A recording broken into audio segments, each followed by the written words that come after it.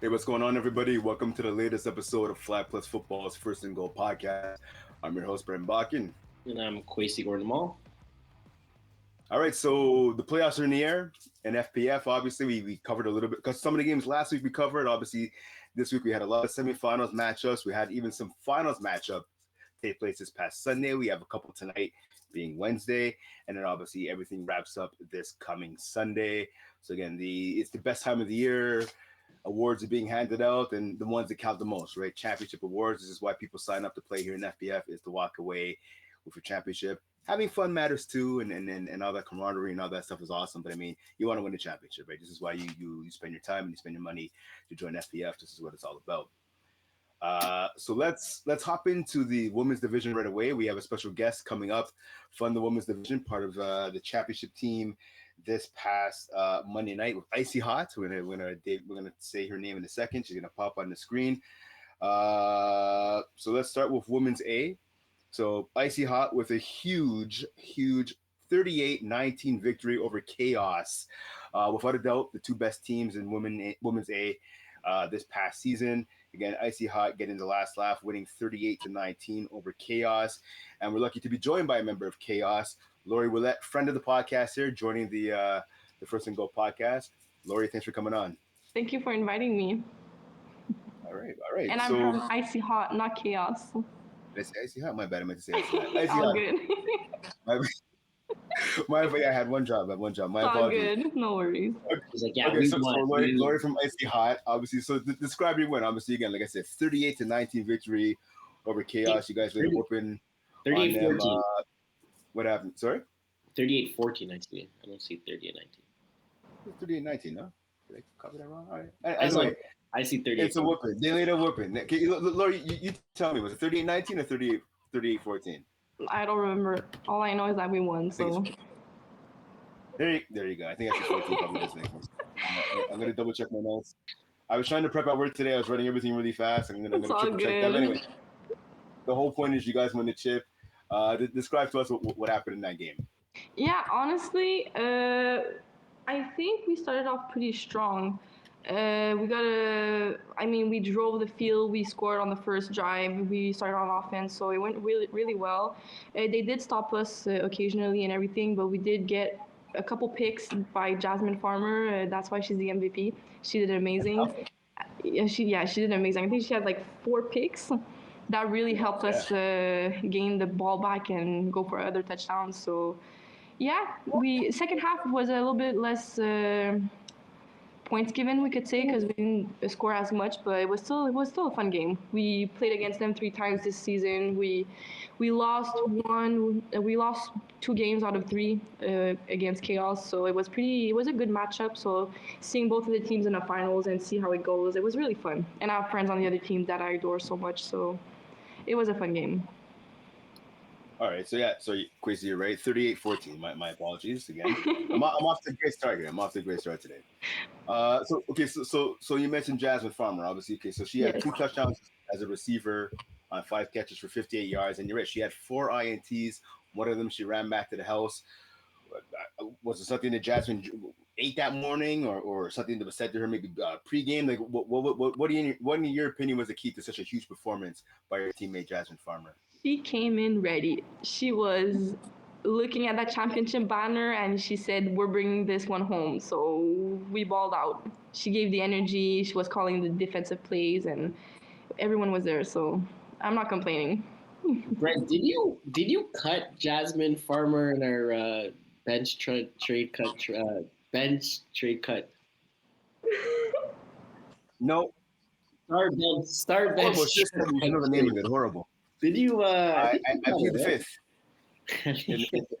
In the words of the great Didn't you bench me or cut or train me also? And who got the? No. I didn't. How many people are? Quaysie cut you 100%. No, I know I did not cut Jasmine though. That's for sure. We all got on. We're good. Everyone was playing well, so. Did you guys have like a game plan going into this? Because from what we know is that I don't want you to say too much if you don't want to, but go ahead. you guys played them 4 times during the season, right? You guys shared 2-2. So you guys won 2, they won 2, like in your matchups. Yeah. So going into the finals, like, did you guys have something in mind, like, to prepare for them? Or are you guys just like, okay, well, it's the 5th time we're playing against this team, like? I mean, I think without saying too much, like you said, we know a little bit how they play after playing 4 times. Obviously, like we picked up some things, and we saw a couple plays that she uses a lot, so we just adjusted on defense and did what we had to do. But we had no specific game plan. Like we everyone arrived on the field on Monday night, and we were talking about how our day went, how everything was going. Like it was pretty simple, and just we're being there to have fun, like it showed. Yeah. So the group chat was like quiet, like during the week before you guys played. Like, yeah, it wasn't not much talking, just like game day, who's in, who's out, let's go win, and everything. The classic. Okay. All right. Yeah. You mentioned obviously you're good friends with some of the players from Chaos, from your opponents. Yes. Obviously Emma Townsend, Aslan. You guys did a great job. I'm looking at the stats, right? You guys did a good job of kind of shutting her down. I mean, she had 5 catches for 61 yards, but you guys kept her out of the end zone, which is easier said than done against her, right? Even against Gigi, right? I mean, Gigi had 2 touchdowns, but she had less than 70 yards. You guys did a great job of really smothering the Chaos offense. But again, going back to your friendship, obviously with Emma, what was it like to beat her? And was there any trash talking before the game, during the game, or maybe even afterwards? No, absolutely not. Emma's my girl. I love her so much. There's no trash talking ever with her. Like she's my best friend. But no, it's even like we had a group chat before, and the people were like, well, the guys in our team in co-ed too, they were like, I'll take a picture of you and Emma after the game smiling. Like it's a joke. So there's no hatred or anything. So this is your actually no, Brent, go ahead. No. So this is your. I had it here before and I lost it. I think it's your 3rd championship. I think it's 4th. I got more than 3 banners. I think it's the 4th one now, because you have 1 Kiss My End Zone. I got a couple of Kiss My End Zones. Okay, excuse me. Okay, so she's over. Okay, you have more than 4 then, because merge. Yeah. I don't remember, but I know I have like 2 with Kiss My End Zone at the beginning, minimum. I have 2 with the merge from the 2 last previous seasons. Yeah. 1 with women, so like right now I'm minimum 5. Okay. So if you go ahead. If you could compare to this championship to another one, like is there a difference, or it's pretty much the same thing? I mean, I could compare it because it was my first championship in the women's division. I don't really play women's unless people that I know and like I'm friends with, they ask me to come play with them. So all my championships are in co-ed, so it was a really different game that I'm not really used to it, but it was really fun. Like it's a different, like a 6v6 compared to 5v5 women. It's very different. It's very competitive either way. So it's pretty fun, both of them, but it's different from co-ed.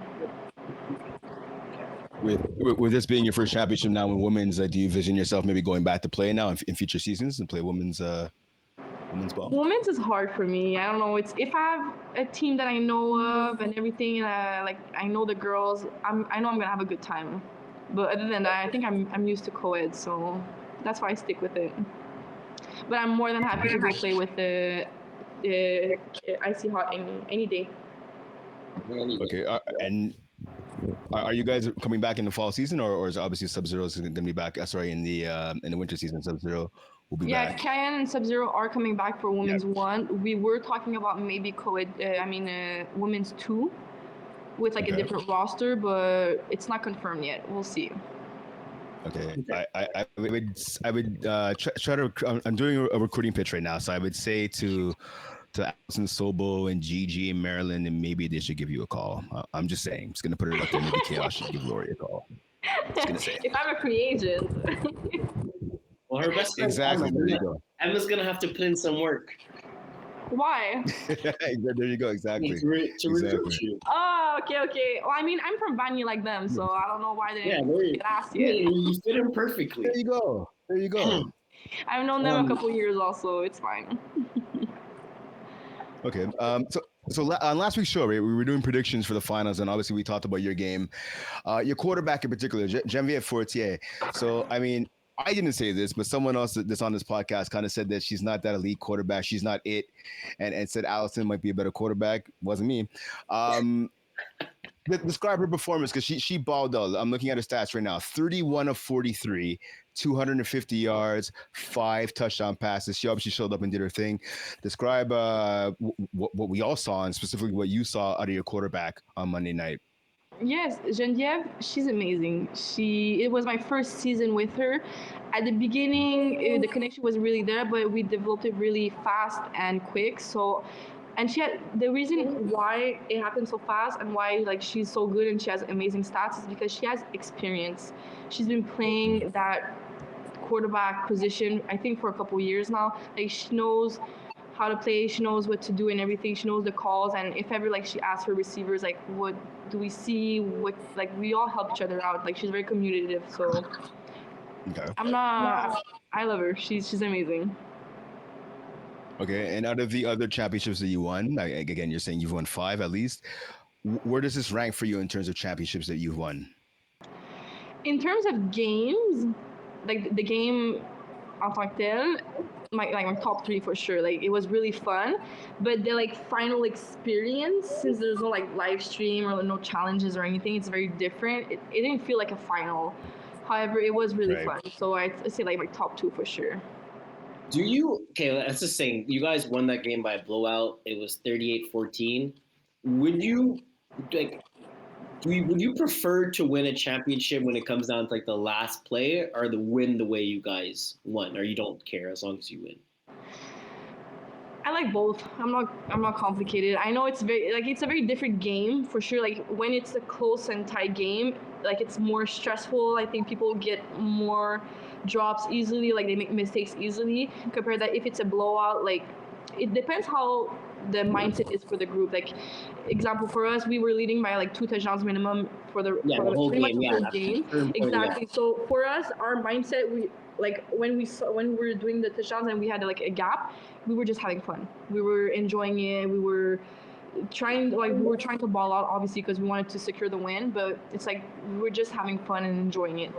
Compared to if it's a really tight game, I think people are more stressful. They make mistakes. Like there's not really like loss or anything that's happening. Okay. Because like for me, let's say for example, for me, like I've been in games where we've won in the last play in the finals, and I've been in games where we blow a team by like 40. You know. Yeah. So I prefer the closer games. I feel like it brings more of dramatic effect, you know, and I feel like the win just feels so much better compared to like, don't get me wrong, winning a championship is a championship, you know, it's fun, but like when you're up by like 20, 25, you're just there like, oh, okay, let's get this game. Yeah, like you know what's going to happen. There's nothing really exciting, and compared to like winning a game on the last play or the winning drive or the winning stop drive or defense or offense, just I feel like it's a bit different. Yeah, I feel like there's more energy at the end. Like if you win on the last play, there's more energy. Like everyone's more happy, like people jumping around. I think you know that from this weekend, but Yeah, I'm kidding. Just throwing shade. No, but yeah, it's a different energy. Well, since we're going there, you had your semifinals for co-ed 1 that just happened. So going into the finals that's going to be happening Sunday, how's your team feeling like? Since I think you guys are going for back-to-back championships, right? Yeah, it's going to be we're in the finals for a 3rd season in a row. Yeah. So if we get it, it is going to be a 3-peat. I think I had a question about that. Did it ever happen for a co-ed team to get a 3-peat, like back-to-back? I believe it did happen with the Power Rangers when the Power Rangers had their series going on, because they're dominating the whole. Yeah, they were. I think the Power Rangers did it. Again, I'm like 99% sure. We'd have to check that. They did do. But how do you feel going into that game since you're here? You're playing this squad, right? Yeah, but we're shook because we thought that we were gonna play against like Adituk. Yeah. Because they're all co-ed 1 right now. All the teams are pretty good, so I'm not surprised that there's like last minute change-ups and everything. So, but we were pretty sure that Fit Squad won. It is going to be a really good game. We played against them a couple of times this season also, and they were all pretty close. Like, they won, we won a couple times. So, see, it's going to be a close game. It's going to be interesting. It should be fun. We know a little bit how they play also, so we'll try to adjust and see what happens. But I don't think it's going to be a blowout. Yeah, they have a revamped roster. They brought a couple good guys in their roster. Their girls are always pretty good, but I felt like the problem was the guys, and they brought some good talent. So I feel like that's going to help them. Yes, 100%. It's going to be a good game. So I just wanted to ask you, Lory, about that. So obviously, again, like you said, Fit Squad, right? You guys are the number 3 seed, they're the number 4 seed. Like you said, you played them 3 times in the regular season. You guys took 2 games, they took 1. Yeah. All 3 games were a 1-score game. So obviously, it's a tight matchup when you guys play them. Quaysie mentioned this, right? They have a bit of a revamped squad, right? They have on Darius Lattimore, who's kind of new-ish to the team, and obviously a lot of other familiar faces like Sarah Cormier, Alexi Galarno, Slim Taye. So the list goes on, right? What's the biggest thing, at least offensively, you're gonna have to take away from them, and what advantage do you guys think you guys have over their defense when you're on offense? Oh my goodness. I think maybe the advantage that we have is that, like, don't get me wrong, I know they've been playing together for a while, but we have also. And I think Marc-André Reeves is a versatile player that adapts really quickly. He also has experience, so he knows what to call and when to call it. So he knows what to do in that department, and that's going to help us a lot. And also, we have Serge Pilon on defense, who's an extremely amazing player. Like, you see him run and call the defense, he does everything. He's amazing. So the fact that we have like both good captains, we could say, on both sides of the ball is really going to help us maybe like score those touchdowns and get the ball back on defense. But that's pretty much it. Compared, like, I know like Fit Squad, they have also chemistry with the players and everything. Maybe the girls, they changed it up a little bit, but their quarterback, he's also very versatile and everything. So it's gonna be close. Like, it's close. Both teams are pretty close.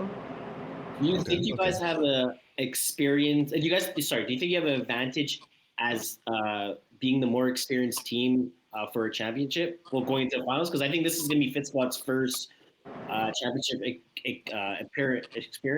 appearance. No, I think, was it like 2 seasons ago that Fit Squad played against Kiss My End Zone? And Fit Squad's been to the finals before. Okay. Yeah. Well, do you think you guys will have a better, like, more experience going into it? Maybe because we, like, I don't know how many seasons they've played together, but I know like we played together for at least like a little bit over a year now, and like we constantly like upgrade our stuff and everything. So maybe in that department, we can have a little advantage to it. But we never know what can happen. Yeah. Right. Okay. Just to go back again to your semifinal win over Quaysie this past Sunday. It was a scorekeeping that game. Yeah. Went down to the final play of the game. Mary Joelle Vandel got the game-winning TD. I know there's a bit of controversy behind it. I know Quaysie and some other guys on his squad were saying it wasn't a touchdown. What you were on the field. What did you see from your vantage point? I could specifically say, because I was right on the goal line when I saw it. From my point of view, I know some people have different opinions or whatever. From what I saw, as she went up to catch the ball, she was falling into the end zone. It's not like she dove. So from my point of view, she fell into the end zone and the ball crossed the line. That's what I saw. That's what the other ref saw, and I think that's what he called. That's why they called it a touchdown. But I understand why people think that it's not, and I'm not going to argue on that. She didn't make a crazy catch. Okay, I'll give her that. She made a crazy catch. I'll give her that. Yeah, I was shook. Lory, I don't know if you can see like the smoke coming out of like Quaysie's ears right now. He's fuming on the inside right now. Furious that I brought that up. It was a good game, Q. You can't take that away. No, it was 100%. I blame Jeff. We have, so in Women's B, when I ask you quickly, Women's B, I know we have the Wolfpack. Sorry, the Mavericks actually beat the Wolfpack 31-19 in the Women's B division. Do you have any thoughts of that finals matchup that also took place on Monday? I mean, I saw the final of Women's B because it was right before our game.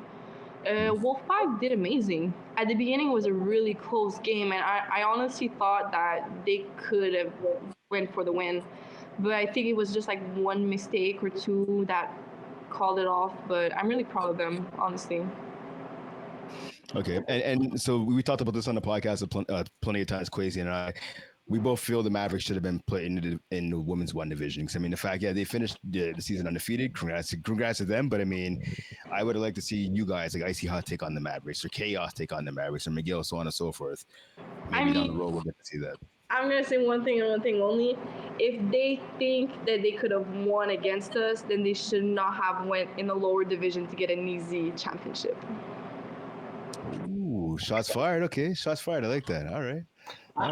Me, it's more. It's not. I don't think they thought they could have won, but I just feel like it would have been nice to see them play against you guys in the regular season, just to see the schedule was very different. Yeah, I think we could have played against them, but then there was a conflict because halfway through the seasons, I think we got our captain got a message from the league, and they were like, "Oh, do you want to play against Mavericks for one game because of like how well they were doing in the season?" Yeah. So it could have happened, but I think conflict of schedules and exactly. It would have been nice to see how they would compare. Sure. Just to kind of, I don't think they would have won, but it would have been nice to see the fact that they won 10-0. And to be honest, I am surprised that Wolfpack did put a game up against them. Yes. I thought it was going to be like a 30-point game.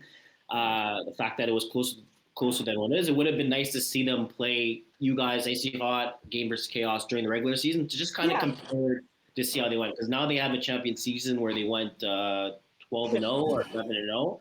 Yeah. And like, it would have been nice to, I think the fall season probably would have been the best season to kind of experience being able to play versus a higher seed team. Because other than that, they're definitely not going to be playing women's one this year, I don't think so. And then they'll probably drop down to women's 3 again, or around, So I think this would have been the best opportunity to play versus the top of the teams. If you're going to do it, you might as well do it now. I agree with you, 100%. All right. So I think that pretty much does it. So I want to say, thanks for coming on. Really appreciate you taking some time to come and talk to us. Of course. And also congrats on the championship on Monday. Final question I got for you. Obviously, you guys won the chip. So this combination, right, of Icy Hot, a combination of Sub-Zero and Cayenne. Obviously, it worked out well for everybody involved. What are your thoughts on just your team? What are your thoughts on how the season went? Obviously, capping it off with the championship. Honestly, it was the best season ever. Like the girls are amazing. They have high talent, and just the fact that they invited me to come play with them, it made me see another vision of the game, see how they play, because they're like high athletes and everything. So the fact that I could learn from them and I could like use it in the future, it's just gonna help me become better and better with time. So I'm really thankful for it, and we had an amazing season. Even with the loss and everything, we always had fun, always good energy. There's nothing bad to say about that team and those girls. All right, sounds good. And best of luck to you. Obviously, this Sunday again, your team, the Merge, taking on Fit Squad for the Co-Ed 1 Championship. So hopefully, you could add another banner to the collection that you already have. Let's hope. I appreciate it. All right, thanks, Lory. Appreciate it. You're welcome. Thank you. All right, have a good one. You too. Bye-bye. All right. So that was Lory Ouellette, member of the Merge and obviously member of Icy Hot. She's 1 for 1 so far in championships. The championship week here at FlagPlus Football. Hopefully, she'll go 2 for 2. Again, one of the hottest free agents in FPF. So if you're a team in maybe Co-Ed 2, Co-Ed 3, or definitely women's, holla at her because she is a free agent and she's down to play ball pretty much anywhere and anywhere. So hit her up and trying to get her on your squad because she's a proven winner and she's good people. So she'll maybe could add some more championships to her. She has a champion streak going on. So if you're trying to win a champion in the winter, you might as well get on your team. You never know. Maybe she'll have those effects on your team. There you go. Kind of going for women's 2, the women's 2 championship to kind of just to finish off. Tie it up, yeah. Story, right? So yeah. So we had, again, we kind of were talking about, we had Mavericks versus Wolfpack. Are you surprised on the final results of the game? I'm surprised on 8 of the final results because the Wolfpack were smoking people all season. Pardon me, the Mavericks are beating everybody all year long by at least a minimum both 3 touchdowns in most games. So credit to the Wolfpack, even as Lory said, right? She alluded to the fact that they made it close. They went 31-19 to the Mavericks, so a 2-score game. So congrats to the Wolfpack, at least making the final score a little closer. And even from watching some of the highlights in that game, like it was just a couple of mistakes here and there. Like Lory said, right? Maya DeFazio, big game, and now won 4 TD passes as a quarterback. She also had 2 INTs. One of them she ran back to the house for a pick 6, which pretty much ended up being kind of the game-winning score in that game. So again, great job by her. I know Maya Levy, speaking of Maya, she had 8 receptions, 117 yards, and 3 touchdowns. She won the MVP.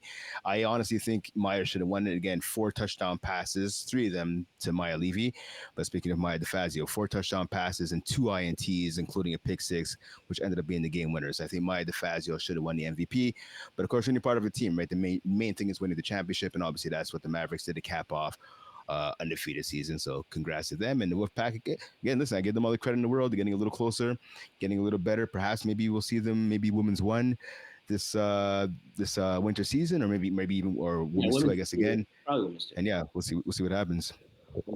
I think they did a great job. Again, the final score 31-19. I thought this game was going to blow up. Halftime was 12-12, right? Yeah, well, that's it. Exactly. Mavericks did pull away. I think the biggest difference was that pick 6 for Maya, which is huge. It's a turnaround, right? It's from you're going down to score a drive where you're going to maybe you'll add 6 points compared to other team getting a pick and reversing 6 points. So I think that's a big. That's it. It's like a 12-point swing right there. Exactly. Yeah. But again, congrats to the Mavericks for taking on down. I believe they finished the season 11-0, so it's always nice to have a perfect season and win a championship at the same time. All right. Okay, so let's move on. We have another special guest here, the president of FPF, and obviously a quarterback leading his team his team Hard 8 to the Tier 2 championship this coming Sunday against Idaho U, the Pimps. So main man himself, Jeff Rosenblatt. Thank you for coming on to the show. Thanks, boys. Can you hear me okay? Yep, we can hear you, man. Perfect. All right, so yeah, thanks for joining us. It's big week here in FPF. Obviously, it started Monday night with both women's championship games. We have a couple of championship games going on tonight down in Laval, and then obviously Sunday we'll cap things off with I believe there's about 4 or 5 championship games that are coming up this Sunday. 6 actually championship games coming up this Sunday once again in the Laval Dome. So a busy week, obviously, right here in FPF. By the way, quick question. It was Lory that was on before me? Yeah.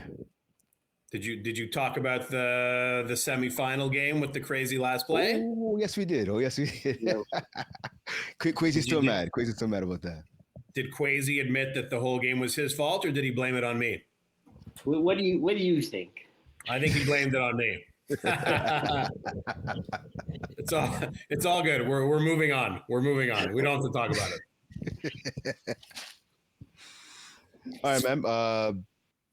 So again, like I said, busy week here in FPF. All the different championship games that happened Monday. There's some going on tonight. There's some going on, obviously, to wrap it up on Sunday. Just talk about this week right now in FPF. Yeah. So I mean, the issue with the fall season is when we book the fields, and we book these fields obviously crazy in advance. We can't do the same thing that we do in winter and spring with the booking like a field for 2 days and having all the video. It's too hard to book. The fields are too busy. So. Fall is obviously usually it's a smaller season, so we get we do the best we can with getting games and finding spots for it. But I think it turned out okay. But yeah, I mean, we had two games Monday night at Papineau, the 2 women's finals, and tonight there's a mix of tier 1 finals. There's still the tier 3 semifinals, and then the majority of the finals are on Sunday. So it's definitely big week. Looking forward to the big games. I'm leaving the house in like 20 minutes to make sure I get to Laval early because the weather's not good. Oh yeah, that's true. So hopefully, we made a post on Instagram for everyone to try to leave early and drive safe, obviously. So, but the games tonight should be some good ones. Yeah, definitely. So like I said, obviously you have a chance to add another championship to to your record book, I guess, or to your resume. Obviously, you have 2 so far. Your team Hard 8 takes on Idaho U, the Pimps, in the Tier 2 finals that's coming up, obviously, this Sunday. To talk about that matchup, obviously, they're the 1 seed being Idaho U, the Pimps. I had a chance, I watched your game on Monday. You guys had a victory over Camping Boutte. I score kept that game, actually. So you guys beat Camping Boutte. Idaho U, the Pimps, advancing to the finals as well, beating Flagstaff Corp. Let's talk about that matchup and what are some of the challenges that Idaho U, the Pimps present to you guys? Yeah, I mean, they're a team that we're pretty familiar with.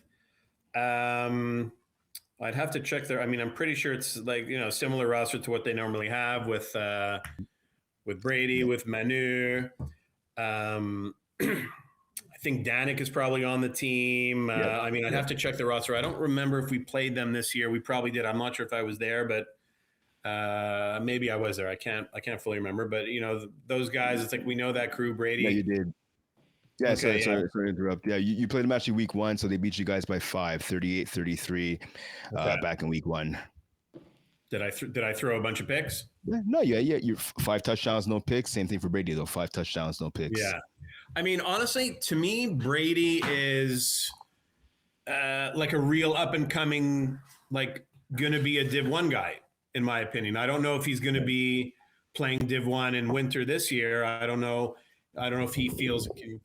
I don't know if he feels that he's ready yet. I think he's ready, but I mean, this is a top Div 2 quarterback, a top Tier 2 quarterback. So, regardless of the team he puts together, I think that their offense is going to be cooking, and I think he's usually with guys that he's been with, so he has chemistry with, and they're tough. They're going to be a tough team to stop no matter what. But like on the flip side,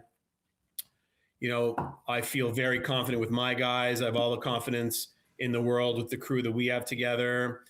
I feel like when I'm on the field with them that we're going to score every possession, and that's honestly what you need to do in the higher divisions in 6v6, as you guys know. So I think it's probably going to be an offensive shootout with maybe one stop being the difference in the game. And obviously I got to go with my guys that we're going to get the stop and come out with the win. All right. So again, you're looking at that roster, obviously for both sides, really. Looking at your roster, so I know on Monday night you guys didn't have Ahmed Boubacar. Will he be back this coming Sunday? Yes. So we were 6 guys in our game. Yep. Meaning yours truly had to play defense. I was just gonna say that exactly. Yeah. And you guys. And by the way, let it be known, I don't think I was as bad as everyone thought I was going to be. Okay, I don't think I was that bad. Okay, first of all, I don't know if Serge ever watches the podcast, but I deflagged Serge Pilon in a play. I want that noted for the record for when Quaysie has to vote me into the Hall of Fame eventually in FPF, that I deflagged Serge Pilon. So that's huge. No, but we were 6 and. We played well and got lucky, I think. But, in the finals, we're going to be 8 or 9. So all the guys are back. Boubacar's back. Mm-hmm. Jacob Saxon, our rusher who wasn't there, he's back. Mm-hmm. I'm hoping Felix Clermont is healthy enough to play so that we, because we were 9 that qualified. So if we're 9 strong, I feel very confident. Some people can just focus on defense. I think we have the best defensive player in the division in Boubacar right now. And obviously with Standers and Paul and Mancini, I feel, and Malinoff, I feel very, very confident with our squad. We're all going to be there, and we're looking to win a ship. All right. Yeah, we'll say you had 2 tackles in that semifinal game. You finished second on your team in tackles, so it's a good job. And I did see you flag first too, bro. Obviously.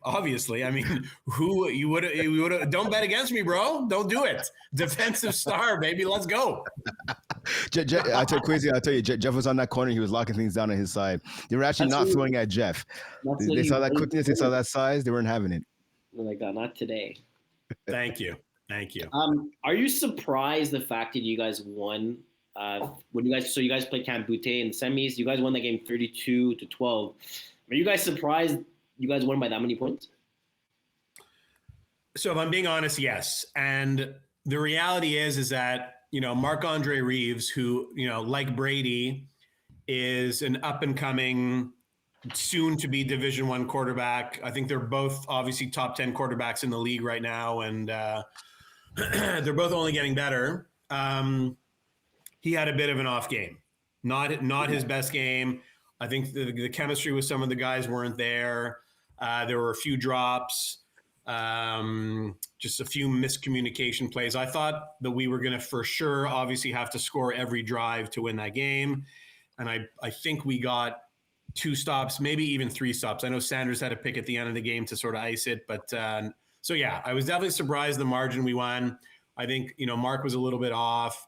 There was a few plays that just didn't go their way. It was kind of just a bad game for them. One of those games that happens. So, fortunately, we got the win, but it was not how I thought it was going to be. For sure not. Okay.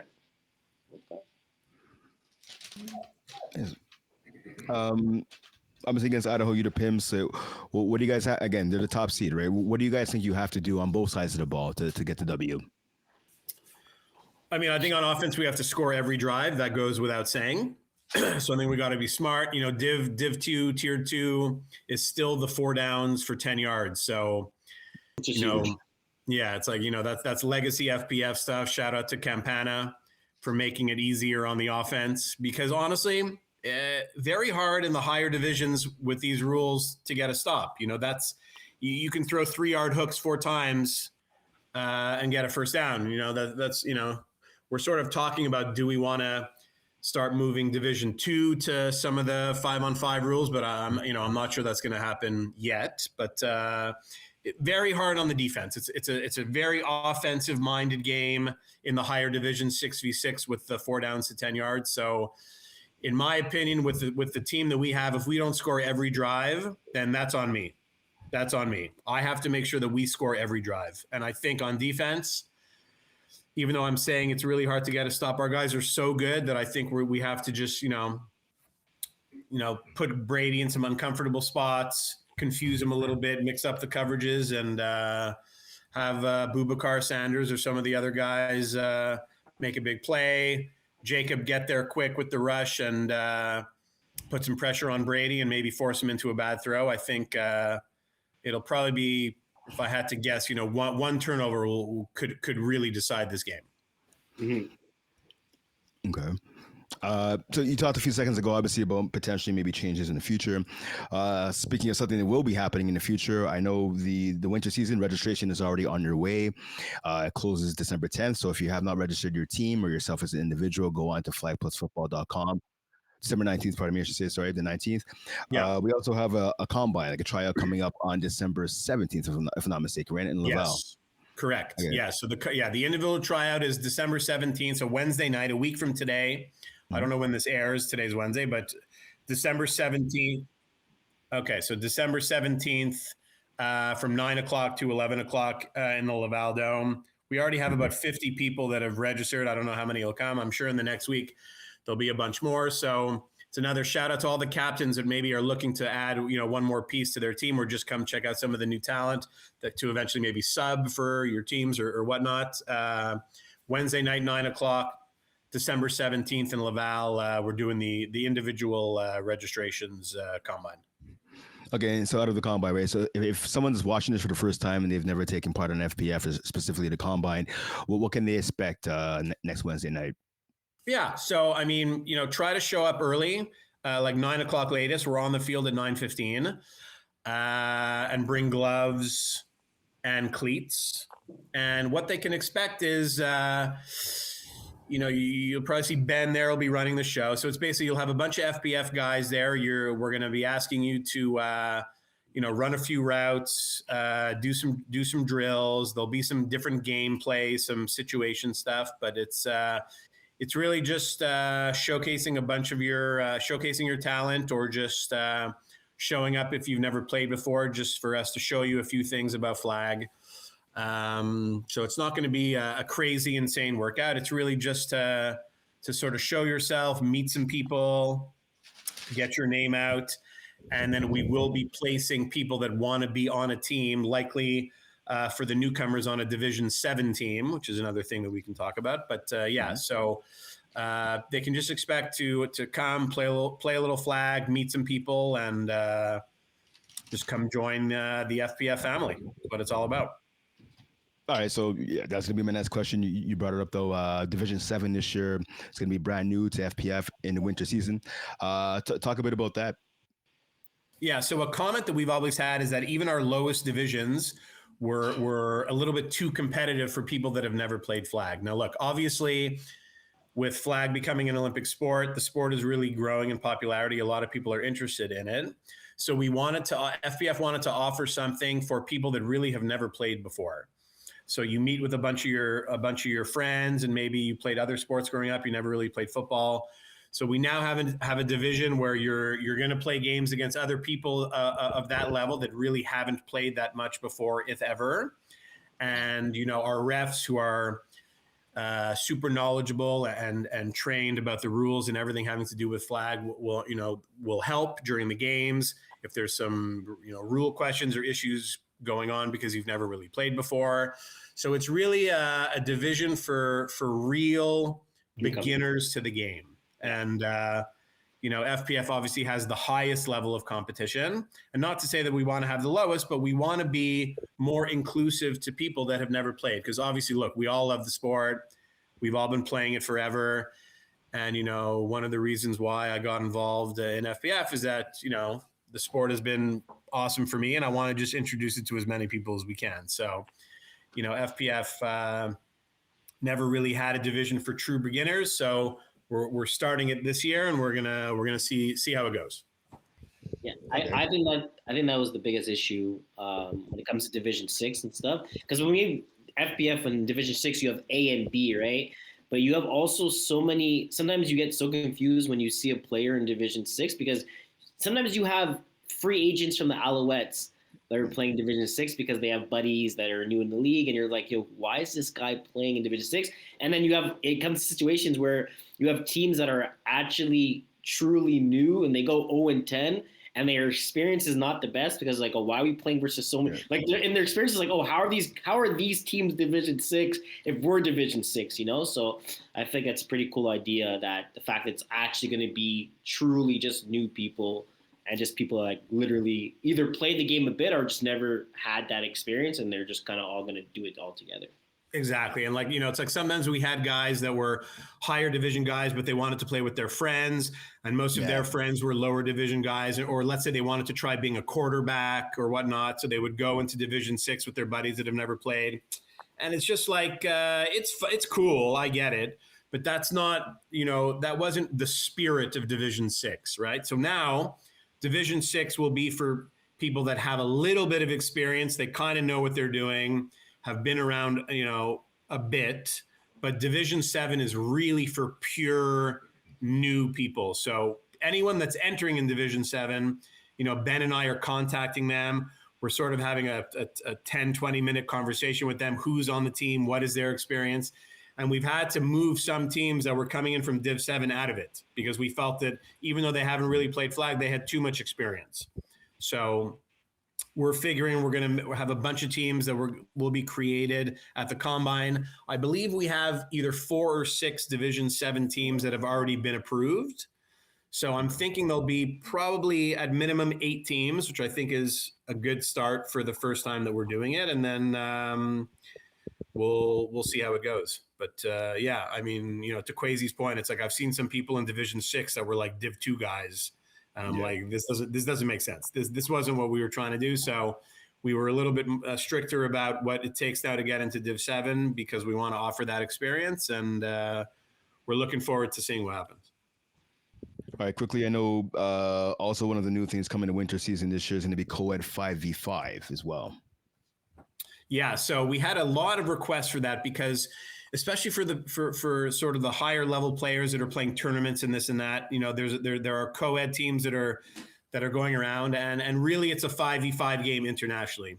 6v6 is sort of an FPF thing. It's there isn't that much 6-on-6 that goes on. So the 5-on-5 co-ed division is a new thing, like we said, and for the most part, it's going to be more higher end players that are playing. There's no cap to it. Okay. So really almost, well, there is a cap, but it's a very high cap. So, we've told a few teams that have tried to sign up, we're just warning them that it's mainly going to be higher division players for now. And if we see that there's more interest, maybe we would open up 2 co-ed divisions in the future. But yeah, we're excited to see the 5v5 co-ed start. There's already some very strong teams that have signed up with really strong players. And again, it's more of a taste of that international tournament games that happen because, like I said, it's really 5v5 everywhere that people are playing flag. That's the most popular thing. So we want to give people the chance to practice if they're doing those outside tournaments, or if they're want more experience in the international game. So also looking forward to see that division go and see how everybody likes it. All right. So again, winter season's coming up. Like I said, registration goes until December 19th. Then the Combine at the Laval Dome next Wednesday, December 17th. Obviously you talked about, again, 5v5 co-ed, Division 7. When you look at FPF as a whole, as a final question I'll ask you, obviously the winter season is, by most people's accounts, the best season in FPF. Why do you think the winter season is the best season? And if you're someone watching this podcast for the first time and you're still on the fence, should I join as a team? Should I join by myself? Why should people join FPF specifically now with the winter season coming up? It's a good question. I mean, winter, I guess, is the time where people, I guess, can focus more, let's say, on FPF in terms of their flag football playing. What I mean by that is that, often in the spring, people aren't sure if they want to do it, whether they're prepping for tackle or they're doing other things. And then fall is often tackle seasons for schools and universities. So winter is really the time when most people can focus on FPF, which is why it's always the biggest season. What I would say for people that are on the fence, look, I've said this a few times. To me, FPF is more than just football. Obviously, the flag part of it is great, and we have, great locations, the best referees, awesome scorekeepers, awesome media, an amazing owner. So it's like, all these things. But to me, it's at most 50% about the football. The other thing is about the community. So it's like, people you're hanging out with. Friends that you make on your team, on other teams, hanging out at the field, watching other games. Like the social aspect of it, I think is such an awesome thing. It's things I've said before, like, where would I have ever met a guy like Anto Brisebois? Where would I have met Quaysie? Where would I have met you? I wouldn't have met you guys if it wasn't because of this. So it's like you're meeting new friends. It's just it's an awesome experience.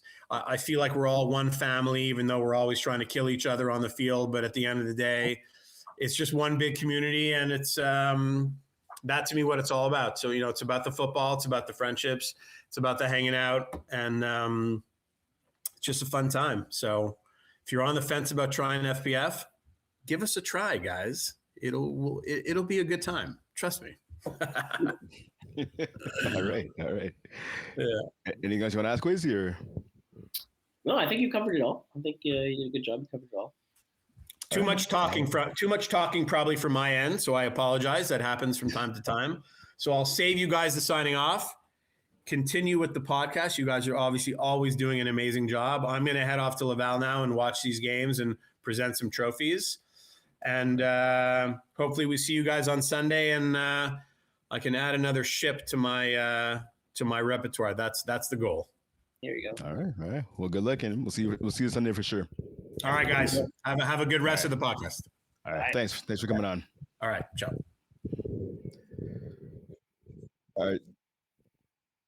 So that was FPF President Jeff Rosenblatt, obviously quarterback as well. Going to be, like you said, going to Laval tonight to hand out some championship trophies and hoping to add another one to his trophy case this Sunday in the Tier 2 game between his team Hard 8 and Idaho Ute Pimps this Sunday in Laval. So talking about Idaho and Ute Pimps. Yep. Sorry. Yeah, Idaho Ute Pimps. Yeah. Who do you have since we're already at Division 2, you might as well. All right. Who do you have? I can't give my pick because I'm running for that division. And I'm going to reveal my pick in the article, which is coming out Friday night. So Okay. I will wait to then. But again, I think honestly, despite what the records are, these I think are the two best teams in tier two. No disrespect to Captain Boutte, obviously finished with the number 2 seed. I just think rosters from top to bottom, these are the two best rosters in tier two. Just looking at it here, I mean, you talking some of the names, assuming like Jeff said, some of the guys from Hard Eight a little banged up, like Felix Clermont. Hopefully he's a game changer both sides of the ball, so hopefully he's ready to go. Like I said, Amin Boubacar, Sanders, Adam Malinoff, obviously Paul Lapierre. You got Idaho, you depends, right? Danik Colombe, James Nguyen, Dondre Borden. Like I'm excited to see this game between two really good teams that are really deep as well. Yeah. I think as Jeff was he was kind of saying that he feels comfortable with the team that he created, and that he made in. But I think these are the two teams that were the most looked at coming into Division Two, Tier Two. But then again, you know how I always said that Brady always ends up choking in finals. Yeah, that's right. In the finals, so. You know, they got through the semifinals. Idaho beats Flag Slayer Corp 37-20. But again, Flag Slayer Corp is not a veteran team. Like they're a good team. Don't get me wrong. Like during the season, but they're not. Like I wouldn't to see if you asked me this 10 weeks ago. Like if you asked me this beginning of the season, I'm telling you straight up. I don't see Flag Slayer Corp going to the finals. You know, no, not at all. Not at all. No. The fact that Idaho kind of got that matchup. It's probably one of the easiest matchups they could ask for. But again, that's how it works. That's what happens when you finish top of the tier. It benefits you sometimes. But Hard Eight's going to be a challenge for them. So I'm excited to see the finals. I think we have the best two teams going to the finals. So it's going to be nice to see. And it's going to be a show for Sunday night. I hear you. No, I hear you 100%. I got a chance to watch that game against Flag Slayer Corp. Flag Slayer Corp, they could have won that game. The quarterback Ryan Krug just threw some bad interceptions. That's but kind also of his MO. It could be experience too, right? Yeah, I mean, because I mean, some of those guys on the team have played together for a while, right? Like Ryan Karoof and Karim Majid have played together for a while. Yeah, but you see, how many times have you said, Ryan, you're playing a semifinal game? Like how many times have you announced Ryan playing? Like someone that sometimes you don't realize that it could be a little nerves here and there, but it's still a big thing. Playing a semifinal game, game. A playoff game and a regular season game is two different things. You know, it's like 100%. you don't have that free spirit of Ryan can launch the ball wherever he wants to. You know, sometimes the decisions are not there, but you could kind of brush it off during a regular season game. Okay, well I threw 3 picks here. Next week, or even the next day, sometimes you have back-to-back games where you play one game, you play horribly, and the next game you play better, right? So it's a point where you don't have the privilege of I'm going to throw a really bad pass and brush it off. No, you just threw an interception where put your team down 2 scores now, and then you have to come back at the ball and drive down the field without making a stupid pass like that again. You know. Right, and I hear you. You're not wrong at all about what you said. I just think that with Ryan, like I had a chance to talk to him before the game, about 20 minutes before the game. He honestly seemed really calm and relaxed. He kind of seemed how he seems in every game, and obviously, there's more at stake in the semifinals versus week 7 or week 4, whatever, right? I just think from watching that game, like he had his team in position to win. It's just the second half, just some really bad interceptions. They were also missing their top receiver, right? Niro Suresh, my pick for receiver of the year, he wasn't there. He didn't play. So that's also a huge loss. Like, your best receiver's not there. That's going to be huge. Shout out to the guys though that did step up. Like Jeffrey Luban stepped up. Obviously, Karim Maji, JS Kukwanya, those guys stepped up. But as you said though, it's a different test for Idaho UWPIMS, Flat Slayer Corp versus Hard Eight, right? One team is better than the other, and one team is deeper than the other as well, right? So I think it's going to be a good test. Again, heading into the season, I thought these would be the two teams battling for the championship. I felt they had the best rosters overall from top to bottom, not taking anything away from the other teams, but it's what it is. So we'll see what happens, right? I mean, I know you talked about Brady and how you feel about him, at least in the finals. This is his chance to kind of prove some of the critics wrong. So we'll see what happens. I expect a good game. I expect a good game between two really good teams. Like I said earlier, Idaho did win 38-33 to begin the season against Hard Eight, and the only matchup they had. There's that. Yeah, should be good. Who are you picking? Who do you have winning that game? I'm going to go Hard Eight. All right, final score. 36-32. 36-32. Okay, cool. All right. Do you want to go? 'Cause I know Tier 1 is happening tonight. Yeah, let's go Tier 1, and then we could go back up. Yeah, go back sure. Cool. So we got the Infantry and the Braves doing battle for the Tier 1 championship. Looking at the regular season. So the Infantry gave the Braves their only loss. The Braves finished 9-1. The Infantry gave them their only loss, 37-34, back in week 4. Although the Braves got revenge, they won 36-31. And week 8, I mean, listen, we can go on and on about the names, right? Rory, Submerging, Kevin Wyatt, Joe Mahu, Mike Pearson, Gab Dab Champagne, the list goes, Felix Boutte, the list goes on and on. They met in the spring finals this past year in Division 1. Obviously, the Braves getting the last lap there as well. How do you see this game shaking out? I think it's gonna be a good game. Again, I'm an Infantry supporter. I was on that team the last finals where I think we should have won that game. There was a call that happened, didn't go our favorite, and I think it kind of changed the game. But again, we also had a chance to make the stop to kind of win too. So it goes both ways. But I think it's gonna be a good game. Again, going into Division 1, I felt like the 3 best teams were Infantry, Braves, and Party Crashers. Yep. Going into it, and then I figured you would probably get Infantry versus Braves, the 2 best quarterbacks kind of clashing again. So that's what we're gonna get. But again, I think it's gonna be a good game. Both rosters, again, Braves roster is stacked. Infantry also has a stacked roster. They added Felix Boutte, the receiver of the year, on the squad as well. So that's a crazy weapon for Kevin. Felix is probably one of the fastest guys in FPF right now. So the fact that you have a quarterback like Kevin, kind of put the ball where you want to put it. He's able to kind of just run a lot of flies and kind of get underneath it. So that's a huge thing for them. Regarding who's going to win this game, I think it's going to come down on converts. I think both teams are going to score. I think both offenses are way good. Are too good enough not to score, but I think it's really going to be on converts. Braves are known for their 2-point convert. They're a team that they kind of drop the double quarterback, the triple quarterback, and they try to get a possession on you. That's one thing people have to realize. When you go for 2, every time you get 2 points, it starts adding up, right? You get 3 2-point converts, you have 6, and that's a whole other touchdown, right? So if you're scoring and the other team is scoring, but you're getting your 2-point converts, you can literally catch them on a whole touchdown. So you could afford to get stopped, and then the score is still kind of close. So I think it's really going to come on converts. Again, Kevin Wyatt knows what he's doing. He's been in this league for a while. The only thing that changes in 6v6 right now is that the first down's in midfield, right?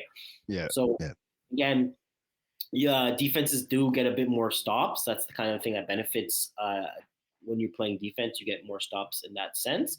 But I think this game is going to go on converts. I think whoever converts the most converts are going to win this game. All right.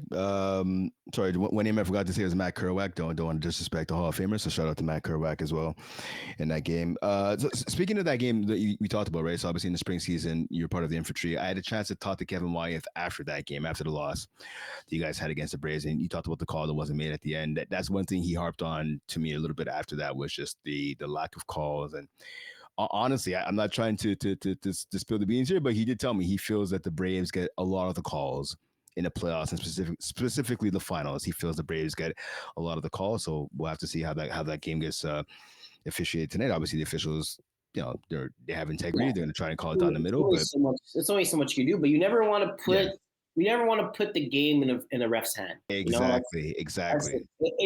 Don't get me wrong. I'm a player.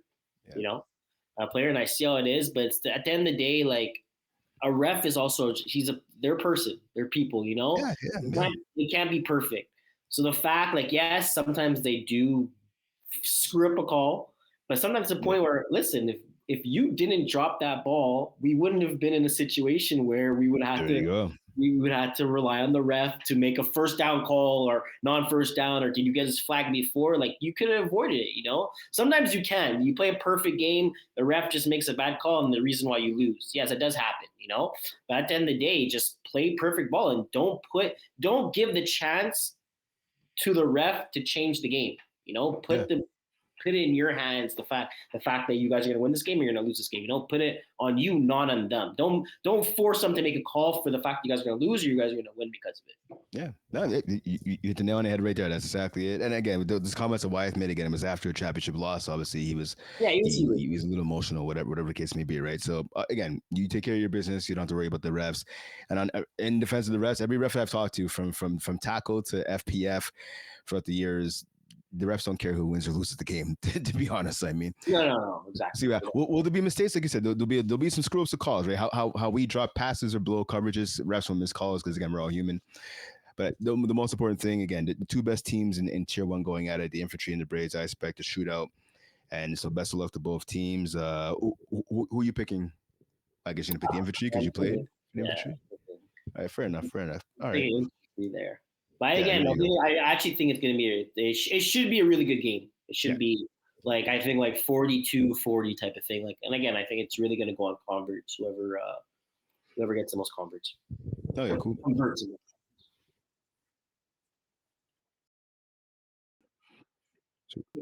Well, again, what Ali was saying in our ear, there's a pull, but everyone's going to take Braves, to be honest with you. Like, it is what it is. But again, you have to give respect where it's earned. They've won back-to-back championships. They're the team to beat. They're the team they're on top of the mountain right now, you know? So it makes sense that people think they're going to win. They do usually win, you know? So you can't. Yeah, sure. Well, you know what? So, Quaysie, let me ask you quickly. You mentioned Felix Boutte, right? How much do you think that could change the outcome? The addition of Felix Boutte, who many think right now is the best receiver in FPF. You're able to spread the offense, right? So what Braves kind of do, they kind of changed it up a bit. But back in the days when you played 6-on-6, how 6-on-6 is, it's kind of impossible for you not to get 10 yards. That's how I feel. And I think Jeff was kind of talking about it before in Tier 2. Like 10 yards is not hard. 3-yard hook, 3-yard hooks, 3-yard hooks, you have 9, and then maybe that's extra yard. There's also the extend now. Like, it's not like you shouldn't get stopped. So when Braves run their defense, they kind of, and Montreal Finest too is also well known for this. They tend to shoot a lot of zones. You know, like you should expect a team to score on you 100%. But if you could shoot a zone where you're shooting 2 zones and you get an interception, it's to a point where a lot of teams came to the factor where first team get a stop wins the game. That's where that's a lot of people were kind of saying. When I grew up, started playing flag, that's how I learned how to play. At one point, it was like when you're playing those high levels, first one to get a stop is going to win the game. You know, if we get a stop before you do, we're going to win the game. If you get a stop, then you're going to win. Like, you have your chances go extremely up because people don't get stops on 6-on-6. The fact that it's changed now that it's midfield, it kind of benefits a team like it kind of benefits like a player like Felix, because instead of having certain way like you're going to shoot certain zones, it opens up a bit. So Felix, as a receiver, he's the type of guy that he could go over the top, he could go under the top, he could do drags, he could do underneath, he could do 10-yard hooks. He pretty much, his route tree is literally anything possible you want, you know? And the fact that Infantry has a player like that, it makes it more challenging for Braves. I'm pretty sure you're probably going to have like a Guillaume Blanc on him. But even at that, Felix is faster, you know? So it just helps the fact that if they're in man coverage, he's a man beater, you know? So he could beat that coverage. And Kevin Wyatt he's a smart guy, right? He tells Felix to do a go. He sees man, the ball's going to Felix. Yeah. Without a doubt, the ball's going to Felix, you know? So that it benefits him a lot, the fact that you have a receiver that's able to go over the top compared to some guys that we didn't have, you know? Like, so it opens up the offense where Braves don't have the privilege of playing man all the time and having that advantage of being aggressive, because if they be aggressive, they could get exposed a lot of the times, and Felix could go for 4 touchdowns and 200 yards. All right, fair enough. All right, again, the match was going on tonight. The latest chapter in the Kevin Wyatt versus Joe Mahia head-to-head battle continues. So may the best man win, and hopefully we get a good game tonight. Okay, so let's talk. So we did Tier 1, we did Tier 2. Let's go to Tier 3 now. Bit of an upset here. The number 7 seed, 6-4 Beer Belly Brigade taking on the number 1 seed, 8-2 Win Diesel. Both teams met in the regular season back in week 6. Win Diesel with a blowout 40-12 victory over the Beer Belly Brigade. How do you see this rematch shaping out? I think it should be good. BBB right now has been a good team. Again, we kind of talked about them before. They're getting better, you know. They're always. It was kind of weird the fact like they're not for me. They're not a tier 2 team. They're not a tier 4 team. So tier 3 this year is perfect. When Diesel are studs, you know, you have William Seabag at quarterback, where if you get this guy the ball in his hands, like there's a good chance he can win you this game. You know, like you have a lot of confidence. But BBB is experience. You know, they brought a roster where I thought one of their biggest issues was not going to have enough guys show up, and they're going to have a problem with eligibility. But they do what they have to do. A lot of the guys are good to play, so I think it's going to be a good one. Regarding who's going to win this, I'm going to give it to Win Diesel just because I feel more comfortable with Will at QB. And their defense, Win Diesel's defense is pretty solid. There are a lot of guys that like to communicate. They like to talk. They're not just kind of going out there and doing their own thing. After every play, you kind of see them huddled and they're passionate. I'm not saying Beer Belly Brigade is not passionate. I just think Win Diesel's going to want it a bit more. Okay, well, one thing I will say though out of that regular season meeting, right? So Will Seabag actually didn't play. Yeah, exactly. He didn't play. I don't think he played the first 2 games. So when Diesel started 0-2 or 0-1, and then he came back and. They were 1-1 the first 2 games. Yeah, it was so Marcus. I'm sure you know Marcus Lynch, right? He plays for Connu, I believe he still does. He ended up playing quarterback. He threw for 156 yards and 4 touchdowns against Beer Belly Brigade. So I mean that's not nothing. So I think Alex Fafard, the regular quarterback for Beer Belly Brigade, he actually missed that game as well. So that could explain why they only put up, I guess, 12 points. Yeah, so Alex Fafard missed that game against Win Diesel. I think they're 2 teams that are kind of similar, right? 2 quarterbacks that have big arms and could run. They both had some athletes on the outside. Obviously, I think the Win Diesel players are a little bit younger. I think they have a bit more speed on their side. For me, I'm picking Win Diesel. I think Win Diesel is gonna get the W in this game. Yeah, what do you say? I'm on the same thing. I think Diesel's going to get in this game. I think they're gonna take this. I think it's gonna be a good game again. But again, BBB is not known for defense. They're known for. Very true. I think they're just all around. I think if you're gonna ask me what a hybrid team is, I think I would say BBB is a hybrid team. I don't see them there. I don't see them as a defensive team.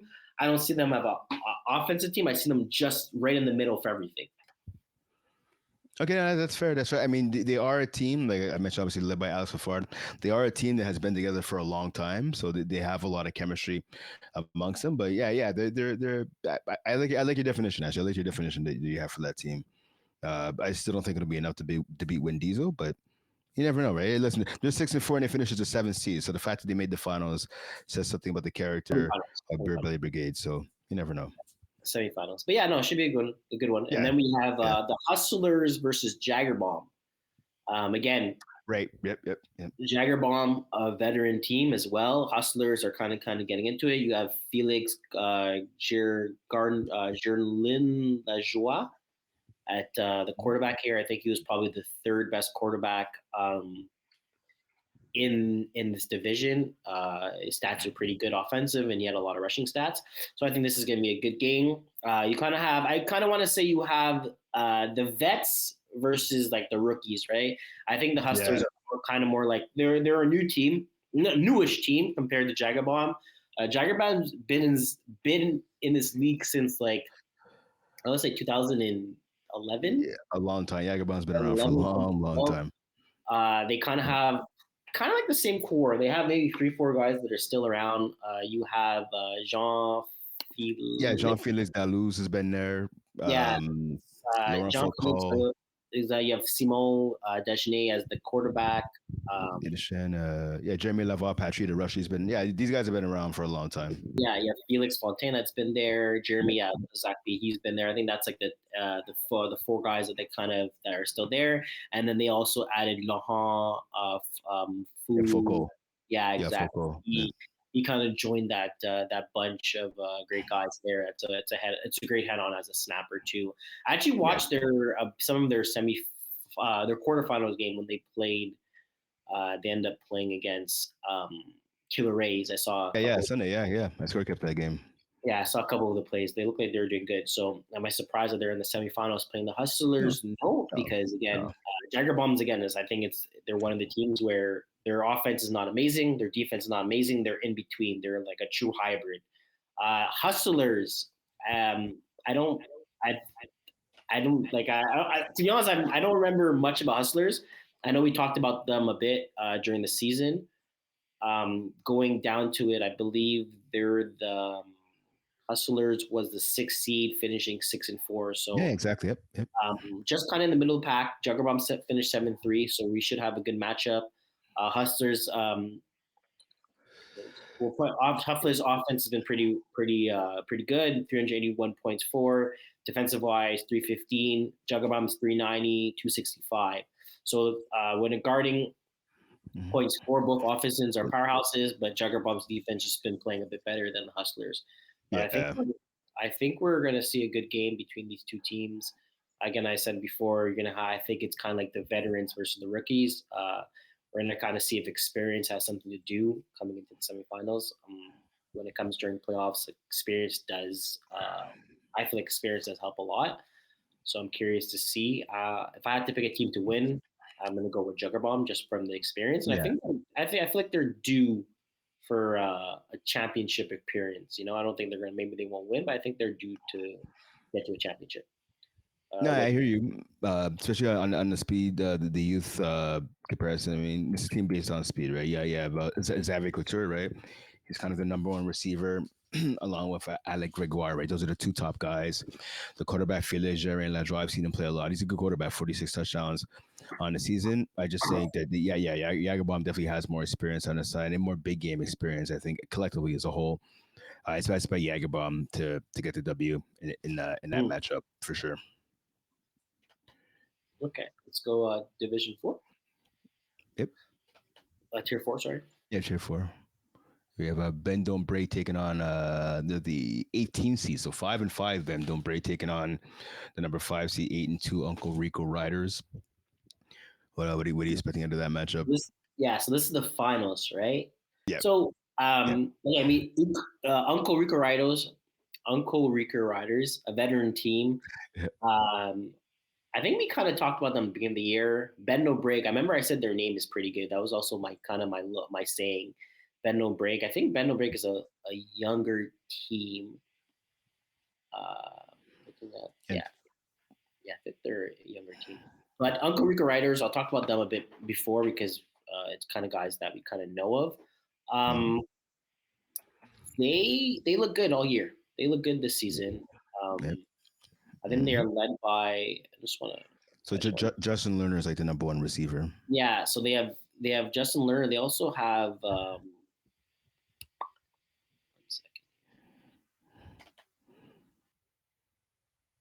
Well, the quarterback, obviously Matthew. I can never pronounce the last name. Matthew Yannikulais. I mean, these guys have been together for a long time. Like this team has been together. I want to say at least 5 or 6 years. I've played against them. I was looking at for Darren.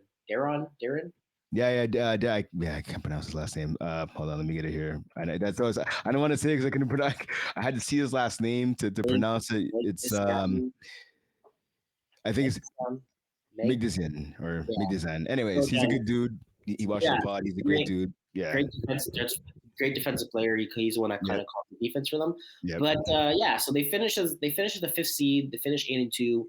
Great season for them. And then again, now they're playing versus a Bendo Brick that finished 5-5, and that was the 18th seed. Exactly.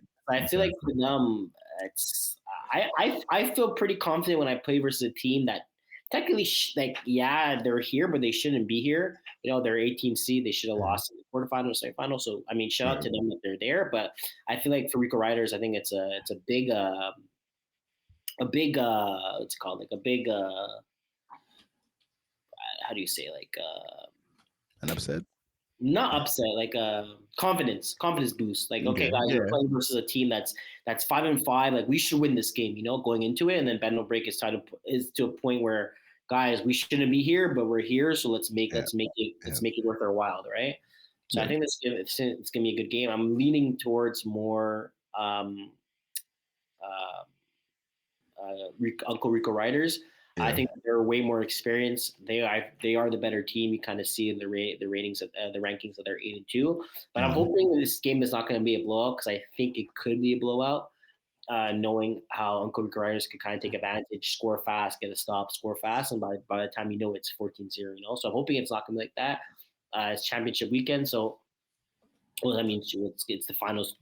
It's the final game, so I'm hoping it'll be something that's kind of entertaining. Because again, I personally don't like blowouts, especially if I'm watching it or I'm kind of looking at it. I like to see nice close games. Yeah, for finals, sure. Like we want to see a good finals, even if I'm watching and not watching it. I like to kind of check to see who wins here and there, kind of play by play. So when I see blowouts, I'm like, oh, it's not fun. But I'm gonna give it to her. I'm gonna give it to her that they should win a championship here. All right, I want to give it to Uncle Rico Riders as well. I played it a bunch of times against them. The thing I like about their team is they're interchangeable. Like I've seen Dallas Odom, Dennis Kutavas. I think I'm pronouncing that correctly. I've seen him play a lot. Lucas Diamantopoulos. I've never played against him, but I've seen him play. Like they have a lot of pieces that could go in and out anywhere in the lineup and make an impact. Again, they have a lot of experience compared to Ben Don't Break. Luke Morrow is a kid. He had a good year actually. 7 interceptions, and when he ran back to the house as a defender and as a quarterback, 33 touchdown passes. He's a young kid. Dominic Wiener, I believe, is their leading receiver. 615 yards, 14 touches. Jonah Lazarevic. I've seen him play more in the spring season, this team, than I have in the fall, unfortunately. But they do have some talent and they have a lot of speed on this team. I think Josh Snow is another guy too. I remember seeing him a couple years ago. He rushes, he played receiver, he's really fast. But I like the experience factor of Uncle Rico's Riders, and I think they're a more physical team as well. So I want to give them the W in this matchup. Okay, so we're and so tier 5, I'm interested in this matchup. We have the 3rd seed PSTM, who we've mentioned a ton of times on the podcast, even going back to last year, and that's the number 1 seed Airbnb. 2 teams that are physical, 2 teams that are fast. They did not meet in the regular season, so I mean it's going to be a fresh game for both sides. PSTM obviously winning the spring season last year, Division D, I believe it was, no E, sorry, Division E last year. Yeah. In the spring. Yeah. Airbnb just missed out. I believe they're one of the top teams. Yeah, exactly. Both teams. I'm excited about this matchup. I think it's either going to be. I think it's actually going to be a defensive slugfest between these 2 teams because both of these teams could play some defense. Again, 1 seed versus 3. PSTM being the 3 seed, Airbnb being the 1 seed. How do you see this game shaking out? Yeah, again, I agree with you. I think it's going to be a slugfest. You have the top 2 defenses going at it. Airbnb being number 2 and PSTM being number 1, allowing only 129 points during the regular season, and Airbnb is kind of just right behind them at 154. So I think PSTM they're going to have a heavy plate on themselves. Fact that Airbnb is the best offensive team, scoring over 352 points during the regular season, and during playoffs too, they kind of rolled everyone over in their games. But again, I completely agree with you. I think we're going to have a defensive slugfest here. I think both the defensive teams are going to play. They're going to be well. It's going to be a point where who's going to be able to break, who's going to be able to score first, break a tackle first, make a big play first. Who's going to be able to step up first? I think that's the person's going to be able to win this game. For Airbnb, right, they're looking to finish off the perfect season, right? So, but how much pressure do you think that gives them, being they have a goose egg in the lost column? Obviously, they want to keep that to do so. They're gonna have to win the championship. I think it's gonna cause maybe a little bit of in the back of your head, okay, we have a perfect season. I think it's something that's gonna be that they're gonna think about. I think for sure that's something that they're talking about in general. Like, okay, guys, we can win this game. We have a perfect season. We're gonna be 13-0 regarding the situation. But at the end of the day, I mean, it's a reason why they're 10-0. From start to finish, they kind of showed everyone who they are. Even last season, winning a championship. So I think they kind of established what a championship is and how what they have to do to win a championship. So I don't think it's going to be like, I don't think the fact that they're like, oh, we have a perfect season, like I don't think it's going to be a huge factor in them losing or winning. But I think it's still gonna be in the back of their mind, saying like we could win this game and also have a perfect record. All right. Just some of the names to look out for in this matchup, obviously for PSTM side, Massimo Moniz, Jordan Lee, been talking about him a lot. Julian Salvatore, James Mastriotra, Jesse Kolarski, the quarterback, obviously looking at Airbnb. Looking at Airbnb. Mentioned his name a couple of times now. So like Philippe Gelena has had a sneaky good season. Dimitri Mel's back. I score kept their game on Sunday, so I came away impressed. Jeremy Zadra, I talked about him last week. He had a good outing last week. In a game against Illegal Alien, he wasn't as good in the matchup. I'm trying to find out, trying to remember who they played in the postseason. Zadra wasn't as good as I thought. I remember talking to some of the scorekeepers who were doing that, other scorekeepers and referees who were watching the game as well, and we all kind of felt like, okay, he was okay, but he wasn't great. So he's going to look, obviously, to try to have a bounce back performance. I apologize. I'm just trying to find out who they played. Yeah, it was against, pardon me. The schedule's not coming up, of course, now that I need it. Sorry, my apologies. It's only showing the regular season schedule, not the playoffs. I can't remember who. I don't have my tablet with me. Can't remember who they played, but sorry, it's right here. TD Brothers. So it was a 35-6 win for Airbnb.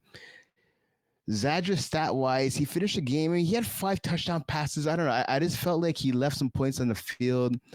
He didn't look. He went 16 of 21 for 200 yards and 5 TDs. I just felt like he was better the week before against Illegal Alien. He had better throws, I guess you could say.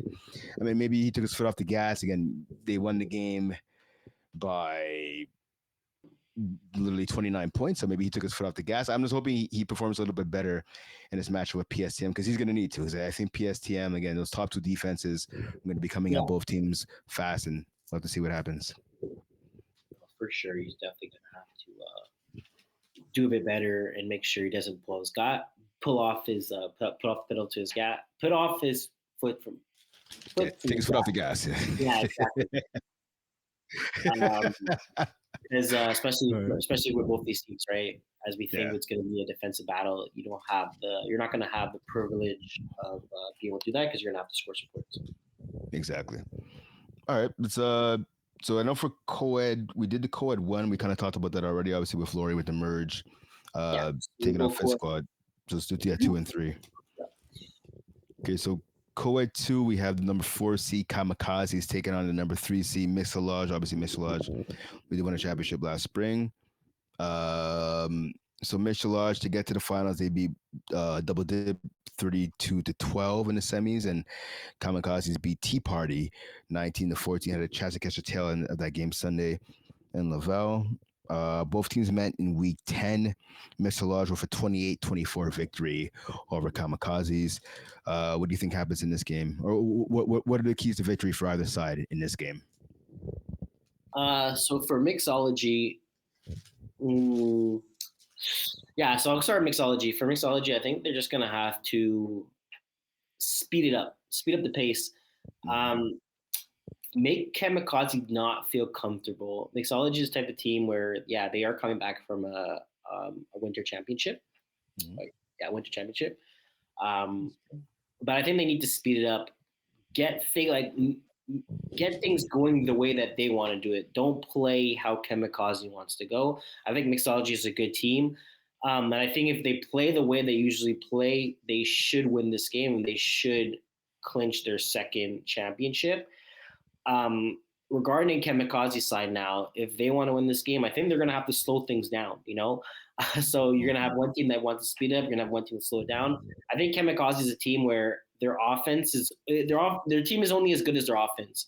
I feel like their defense could be a huge factor, but I feel like sometimes their offense doesn't score enough points. So I think what you're going to want to do is, because Mixology is the type of team where they could score fast on you, they have a lot of playmakers where it's a fact before you blink your eyes and they score a touchdown, you're going to want to try to slow that down. You're going to want to slow down possessions.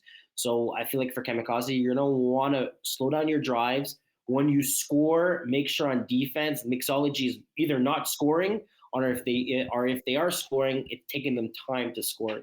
You don't want the game to go too fast where you're playing a shootout, where you're playing versus a team that's going to be scoring more points than you. No, I think that's fair. Just looking at the matchups for this, right? So Kamikaze actually has a number one offense in co-ed 2, finished 1 point above Tea Party. But looking at the other side, Kamikaze, along with Double Dip, have the top or the number one ranked defense in terms of points allowed. For me, I think what was going to matter in this game, if Kamikaze want to get the W, and obviously they want to, it's going to be. You said Kamikaze is the number one offense? No, defense. Kamikaze is tied for first in defense with. Yeah, 299. Yeah, with Double Dip. The biggest thing, obviously, when you play mixology, right? The biggest thing is who's going to be able to rush Tristan to Toussaint. Right? Toussaint, he is one of the best dual threat quarterbacks in the entire league, not just co-ed. Who's going to be able to rush him? And that's going to be the question for Kamikaze, right? Because coming in, they don't have a dominant rusher. They have a couple of players. They have, I'm looking at it here, 1, 2, 3, 4, 5, 6. They have 6 sacks total, and it's not from one person. It's from a bunch of different players on Kamikaze's defense. So that's going to be really huge for them. Can they contain Toussaint, who we know he gets to his first read and then he's gone. So you're gonna have to try to keep him in the pocket, like you mentioned. Slow things down, right? Keep their offense on the field and have long, deliberate drives so they can keep the mixology offense themselves on the sideline. I'm also looking at some of the names that we talked about, obviously in the past, right? Mixology. A lot of their ladies can play. Alexandre LeBlanc. I'm talking about. She's a baller. There's also. There's Orphalie and Larry Vay, Garrett P. She can ball as well. There's also, I believe, Maggie Hood. But even going to the other side, right? You look at Morgane Lafall for Kamikaze. She can play. Rachel Shea, she could play as well. So I've seen a lot of these players on both sides. I'm expecting a really good game. I'm wondering, though, will it be Effie Patron? No, I mean, throwing or Felix Derry? We went with Felix Derry now. As the quarterback. Okay, so if it's Derry, so that's going to be huge because if it's Derry, because Derry does a lot of the same things that the Toussaint does, and maybe even better. I think Derry has definitely a better arm. He has a more accurate arm, and he could run. So it's going to be interesting to see how both rushes. Yeah, but you're going to have Tristan that's going to be rushing.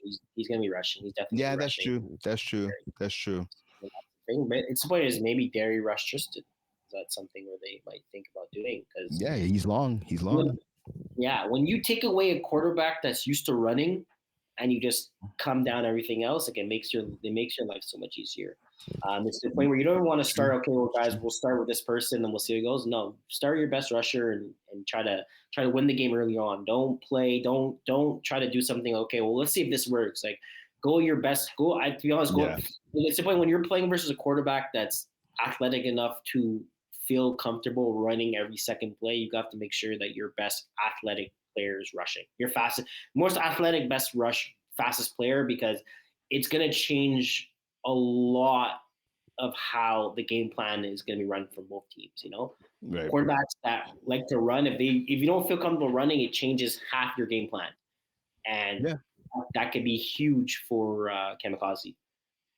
But that's what I'm saying. And that's the thing. If Kamikaze could take away some of the running from Toussaint, then he has to drop back and pass. I mean, he has some good receivers. His brother Lucas is a good receiver. Raphael and Mikhail Williams, Claudio, those guys can ball. But his game, the whole offense is reliant on him also being a scrambler, not just to buy time for his receivers to get open. It's also for him to get chunk yards on the ground. I think if Kamikaze could take some of that away, they could get the W. Easier said than done, though, against him. Yeah. 100%. But no, I think we're looking at a good team. We're going to be looking at a good team, a good game this coming Sunday. Yeah, top offense against top defense. Can't go wrong. I'm going to pick. You know what? I'm going to go with the. I'm going to go small. So I'm going to say Kamikazes. You pick mixology. I'm going to pick Kamikazes. Yeah. Okay. All right. Finally, we have co-ed 3. It is the top seed 10-0 Mavericks taking on the number 3 seed 4-6 Vicious and Delicious. They met 3 times in the regular season. All those games were blowouts. Week 3, 48-6. Week 4, 42-12. Week 11, 36-14. Yeah. Unfortunately, Incredibles forfeited versus Fishes and Delicious. So unfortunate because we would like to see a Credibles versus a Mavericks. I think 100%. that's where the matchup should have been. Hopefully, Delicious make it a game. During the regular season, you kind of just said it. Mavericks kind of took it by storm, winning three games they played against them. So if I had to say, I feel like Mavericks are also going to win again. I don't think Delicious have enough. I don't think they don't have the matchup they don't have the matchup against Mavericks. No. I think top to bottom, females, males, and they're just way much better. And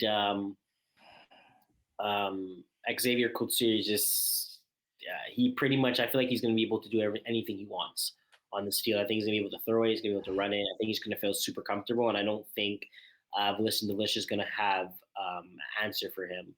But hopefully they have a game plan going into this. Maybe just sending other defenses, maybe sending other rushers, just mixing it up. At this point, I don't think they have anything to lose. And I think they should just be happy being able to get to a finals. No, I hear you. I mean, I do. I like Olivier McDuff from Vicious and Delicious. I think he's an impact player. Yeah. I don't think they need more impact players. Like you look at the discrepancies between the quarterbacks and touchdowns, right? You have Xavier Coetzee again, 53 touchdown passes, and the quarterback Dylan Boudreau for Vicious and Delicious, 24 touchdown passes, right? So it's a difference of 29 touchdown passes between the two quarterbacks. Listen, you have to get onto the field and make things happen. I'm not saying 100% if Vicious and Delicious has no chance, but the odds just have to get them taking on the Mavericks. Obviously, Xavier Couture, Maya DeFazio. Yeah, so exactly. I just don't think they have anything to lose. So start doing some random ass shit. You gotta send two rushers. You know, like give them to lose. Yeah. Try to surprise Xavier. You know, make him throw the ball where he's not supposed to throw the ball. Make him run where he's not supposed to run. You know, just try to change it up. Have fun out there. Yep. There you go. All right, so that does it for co-ed. I know, so to wrap it up, we have 5v5. One matchup taking place tonight, intermediate. It's the top seed, backfield penetration, the number 1 seed, 7-3, taking on also 7-3, the number 2 seed, Blue Dry. These teams have no love lost between them. It seems like they meet every year in the playoffs, Blue Dry and backfield penetration. Looking at the matchups, they met 3 times in the regular season. Blue Dry winning the first one, 38-34 in week 4. Blue Dry winning 34-6 1 week later. Backfield penetration, winning 34-6 1 week later. And then Blue Dry, backfield penetration also winning the week 11 matchup 18-12. So a bit closer in that final meeting. Obviously some names. Fred Junot, the quarterback, obviously for Yann Desjardins. A lot of other players though, like under the radar, who are really impact players. Tristan Boyer. I don't know if you ever had a chance to see him play. He talks a lot of trash, but this kid is good. Sam Sicard, right? Cyril Jamal Belfort, who I know watches the podcast. Vincent, impact player. Backfield penetration, obviously Sasha Berra. Alessandro Beranzoni, the quarterback. Joey Nataro, obviously an all-star. He's on that team. Anthony Lazera, former Concordia Stinger, Dante Sparagna, Massimo DiPolito as well. So a lot of big names in the 5v5 taking part in this matchup. Again, Blue Dry against backfield penetration. Who do you think gets the W and why? I think it depends on Barra, to be honest with you. It depends how Barra plays. Yep. Barra plays a great game. If he plays the game like I know he could, if he plays the game that I know he could play, 100% backfield penetration. But I think I said the same thing last time. I think they lost. I want to say they did. They did. Yeah. You know, so like, which Barra are we gonna get? I think that's the biggest. That's the biggest talk. But I feel backfield is the better team. Yeah. They are. I feel like the better team, but I just feel like Blue Dry will probably at this point do less mistakes. I think Barra sometimes gets into his head and he just does really bad reads, and he just it's a point where you have so many good guys in your roster where you could kind of just check it down to Nicholas. You could check it down to Joey. You know, you have so many guys that could take hooks and score, and sometimes I feel like he uses his arm a bit too much, or it's a point where he kind of gets out of pocket and just makes a really bad throw. I don't see the same thing for Blue Dry. I think they're more kind of in control, and I think they'll be able to kind of play the game a bit slower. I think it's going to come down to which defense gets more stops, because I think both teams are definitely going to have a lot of stops. I think I think that's kind of stupid to say, like, oh, which defense is going to get more stops. Of course, if I said it's a point where, yeah, of course, this defense we got no stops, but we still win the game. Yeah, exactly. But I think it's really going to go on to who could cause more stops. Who's able to get more turnovers, more interceptions. Again, it's 5-on-5, right? So midfield for first down, and then after that, you have 4 downs to score. So I think it's more who's going to get more stops. But yeah, if I just I was saying it, I'm just like, yeah, of course, like no shit, like, who's going to get more stops are going to win this game. But sometimes it's like, again, whoever gets more stops is going to win this game. I'm gonna keep saying what I said. All right, there you go. So yeah, you mentioned obviously both quarterbacks. Alessandro Berrezzoni and Fred Junot.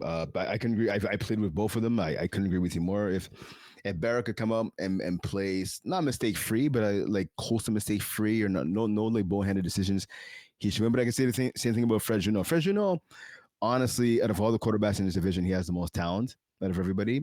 But from playing with Fred just past summer season, I love Fred. He's a great guy, and he's a team player, 100%. He wants to get on the field at all costs, offense and defense. But he will have at least one like of those "what are you doing" interception throws in him per game. But yeah, whoever, like you said, whoever has the less turnovers, I think is going to come out of here with the W in this contest. I mean, both teams have deep rosters and have guys with big game experience. Some of the guys who have played tackle as well on both sides. Yeah, I'm gonna say, you know what? I'm gonna say Blue Dry. Mini upset again. Both teams 7-3 record, but I think Blue Dry will get the W in this game. So a bit of an upset special there on my part. Okay. And to wrap it up for 5v5, so we have the Braves again, to the surprise of pretty much no one. The Braves taking on Montreal Magic in what should be one of the highlights of. Yeah, we had a shootout. Montreal Magic KGP. They had a shootout. Yeah. In Saint Laurent. I'm not sure if you were there or not. No, I was there. I was in Saint Laurent on Monday. I was there. It was on the other field. I got to see bits of it though. I was walking in the end. They went. It was weird. We got the summary, play-by-play. Yep. So this game went to overtime. Yeah, it did. And it went. KGP started, went for 2 unsuccessful. Magic went for 2 unsuccessful. KGP went for Montreal goes for 1 unsuccessful. KGP goes for 1 unsuccessful. Magic goes for 1 unsuccessful. KGP goes for 1 unsuccessful. KGP again goes for 1 unsuccessful. Magic unsuccessful. Mm-hmm. KGP goes for 1, gets it, and then Magic goes for 2 for the win, and they end up winning it. Yep. So crazy thing to say. I would have figured with the roster that KGP had, they only had 6 guys playing. So they had Phil, Carl, Ethan, William, and Manu. They had 5 guys playing. So you had 5 guys, and Phil, one of the quarterback is playing defense. I would assume that this game was going to be more of a blowout. Magic probably got double scores, but KGP held their ground. Phil played a great game. Dan played a good game as well. It was a more offensive game, but Montreal Magic comes out of the top and they win in overtime. Yeah, big game for sure. Again, in that game again came down to the last play. I thought KGP might have had a chance to pull it out. Unfortunately for them, they fell short. Fortunately for Montreal Magic, they got the W. I made sure to talk to AJ after the game, and I've been noticing AJ's been kind of quiet the last couple of weeks at the fields. I haven't been hearing AJ talk his usual trash. Every time he sees me, he comes over and talks about how good his Eagles are doing. And I go, AJ, what's going on, bud? What's going on? He goes, yeah, there's not much trash to talk. So no, he told me he went to Philly for the Thanksgiving game against the Bears, and obviously the Eagles lost that one, and then they lost Monday night in OT. Speaking of overtime, they lost it to the LA Chargers. Yeah, so that was horrible. That was Jalen Hurts was hot garbage, man. Technically, they could have got out there with a tie. They're in the red zone. They have a good kicker. They could have got out there with a tie. Just a weird ball. Good tip. I forgot what player tipped the ball, but good tip on the Chargers. Guy ended up getting an interception, calling game. But yeah, no, Eagles are not looking after the fact. The Dallas, when they're up 21-0 and they end up losing that game 28-21. I feel like been going downhill after that. And Jalen Hurts is 100%. Jalen Hurts' stats are horrible. Like, Jalen Hurts' stats are really bad right now. Like, the problem is that his name is so well known that you don't see how bad his stats are. But if you put him on a different team and people's stats, you're like, oh, it makes sense. Like, oh, for sure his stats are that bad. But like comparing to a different player. But the fact that it's Jalen Hurts and he just, don't get me wrong, Eagles won they won the Super Bowl last year, but that's last year. So you got to give respect when respect is earned. But no, he's playing really bad. Well, listen, I know like right now I was listening this morning on the way to work. There's all this talk on the radio about like some Philly fans are saying they should bench Jalen Hurts, and like that's ridiculous. Has he been playing like hot garbage last couple of weeks? He has, but I mean, he just won a Super Bowl 6 months ago. And even the Super Bowl they lost to the Chiefs, he was the best player on the field. But I don't know about benching. Yeah, I don't know about benching him. I mean, Tanner McGee's the backup, so I don't know about that. But I mean, listen. Speaking to your point, they've lost now. So yeah, they lost to the boys. Yeah, 3-game losing streak. I mean, listen, if they lose to the Raiders this Sunday, then there's gonna be some problems. Yeah, for sure. Then there's gonna be some problems. Picture Mo Khan. Mo Khan will have a Super Bowl celebration if his Raiders actually beat the Eagles. That'll be a Super Bowl right there. They actually just posted. They actually just posted the 2-point convert where Montreal Magic won. It just popped up here on the flag Instagram. They just posted the 2-point convert to AJ. AJ scoring the 2-point convert for them winning that game. So it's kind of funny. Well, I'm glad that the AJ had at least a good part of his Monday night, because the second part of his Monday night when he got home and watched his team lose in overtime, I'm sure it wasn't too great at the AJ household. No, for sure not. All right. Anyway, so again, we have Montreal Magic and the Braves, two best teams in 5v5 comp. The Braves took the regular season series 2-1. They went 54-6 in week 4. The Braves won Montreal Magic won 32-14 in week 6, and then the Braves won the final meeting of week 7 by a score of 45-30, I should say. So obviously this is the fourth and final meeting of the regular season. How do you see this one shaking out? Again, it depends what kind of Dan Lazare you get. They're used to each other. Braves or Magic are used to each other. They've been playing for the past couple seasons now. Braves usually get the last laugh. Doesn't matter if Magic wins during the regular season or they share 1-1. Braves gets the last laugh. It's gonna be, to be honest, it's gonna be on Dan. It's gonna be how Dan plays. Also, the matchup between Dan and Isaiah. I feel like in that situation, Isaiah always gets a tip pass. Isaiah always does something to kind of gets Dan over the edge, and he kind of secures it for the Braves. It's kind of crazy to say that one player could do that, but that's the type of player Isaiah is. Just kind of looking at it, just last week, Isaiah got a crazy tip. Vultures played Braves for 6v6, but Isaiah got a crazy tip on Ben, and it ended up being an interception. But like he just changed the whole game. Just change the whole game like that, right? But I think it's really going to be the rush that Braves are sending, because again, Braves have Phil Farhan. They send in Mills sometimes. They send Isaiah, depending on the matchups. But I think it's going to be on how is the rush going to be on Montreal Magics, because again, these are two teams. They have great athletes going both ways. You have AJ, you have Serge, you have Felix Boutet, you have Jesse Dupree, Dan Lazara, Nick Caprini. You have all these names, all these studs, and then going on the Braves, you have Gab, you have Guillaume, you have Mayer, you have Mike, you have Emile, you have all these names, right? You have if you're going to compare both sides, I think it's like it goes 50-50. I think it's like it depends who's able to execute better, right? And usually Braves are the team that does execute, but the reason why is because the rush always ends up doing something towards Dan. It gets it batted down, and he kind of takes control of the game after that. So we've seen it a lot of times. We've seen the past 2 championships, I believe, where that did happen. So I feel like if Dan is able to kind of beat the rush and feel comfortable and have a good game, they have a good chance to winning. But if he ends up having issue with that rush, I think Braves are going to win an air championship. Yes, I mean, it'll be interesting to see what happens. Speaking to your point, obviously, like you said, you mentioned, obviously, 48-47 OT victory for Montreal Magic over KGP. I score kept the Braves 28-12 win over Raw Dogs. The Braves kind of let their foot off the gas. They put in Will Trotty at quarterback after a while. Jeff, I don't know. Jeff benched himself after I think like the second series of the game. He was like 6 for 10 for 66 yards, and they put in. So this is odd. They put in Paul Lapierre, which makes sense. I mean, it's not the first time we've seen Jeff sub out for Paul at quarterback. I don't know. I thought they might have been better off maybe putting Ben. They needed someone that can kind of buy some more time for the receivers to get open. James Drysdale was just locking everything down. Anytime they went deep, whether it was Ben, whether it was Mancini, Drysdale was there step for step. Will Trotty as well.